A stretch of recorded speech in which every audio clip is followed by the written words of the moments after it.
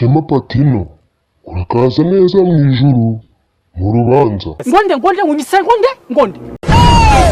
None ko utangiye kuburana, ntago witwa Shema Patino. Ninjye wakuremye ndabizi neza. Ubwo urashaka kuvuga ko witwa nde? Chiknorisi cyangwa Rambo mu bushake we. Shema Patino, mu byaha washinjwaga harimo n'icyo kubeshya. Icyo ntago nirirwa nkigarukaho, kiraguhamye. Kandi nagweza umwuka, ucunganwa n'ibigambo babivugishwa aho ngaho. Shema Patino, ukomeje ugaragaza imyitwarire mibi, tukomeza kukwihanganira. Ntugire irindi kosa urenzaho, turahita tukohereza ikuzimu. Tangira none usaba imbabazi z'ibyaha wakoze kugira ngo utajya ikuzimu.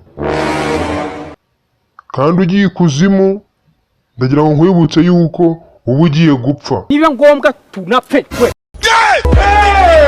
Shema Patino, gusaba imbabazi wabyanze no kwiregura wabyanze. Ubwo igendera ikuzimu ujya gushya. Ushye mu mahoro. Cyaza uragaragaye mva.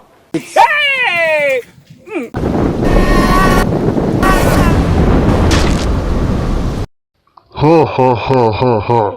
Shema Patino, urakaza neza ikuzimu. Hano uje nta byo kuburana bihari. Ahubwo tugiye kurebera hamwe ibyaha wakoze. Nidusanga ari bikeya, turagutwika. Nidusanga bigerereye, turagusya. Nidusanga ari byinshi, turagucamo uduceceti, tudusye, tukugaburira ingona. Nanjye urabizi byanze nyangaha. Ibyakuzanye ahangaha ntago bindeba.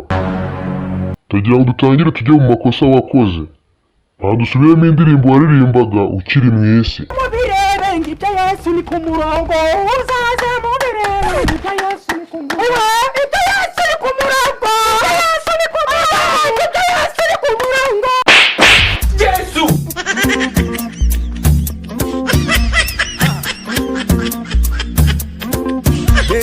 Wagicucuwe. Bigaragara yuko ukiri mu isi wari umurokore. Kandi ibyo hano ikuzimu ugomba kubizira. Patino, ukiri ku isi wari umurokore cyangwa ntago wari we? Yewe abarokore bari abakera nuko bumva gutya gusa. Allah. Ako kantu ubushyizemo niko sawa. Icyaha cya mbere urakibabariwe.